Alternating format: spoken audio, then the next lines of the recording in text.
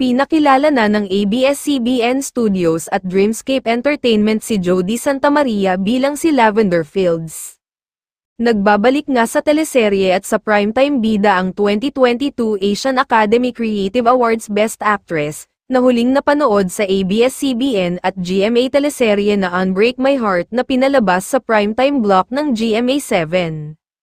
Bago pa naganap ang cast reveal ay may nilabas na ring teaser ang Dreamscape nitong Sabado, June 1.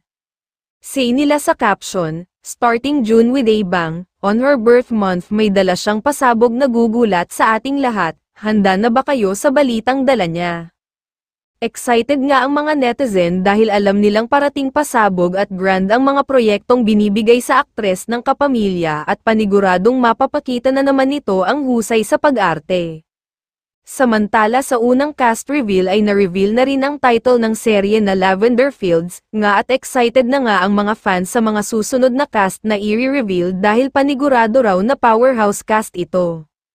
Jody Santamaria, Jericho Rosales, Janine Gutierrez, Edo Manzano and Maricel Soriano sa iisang soap opera na Lavender Fields, lalaban ka pa ba?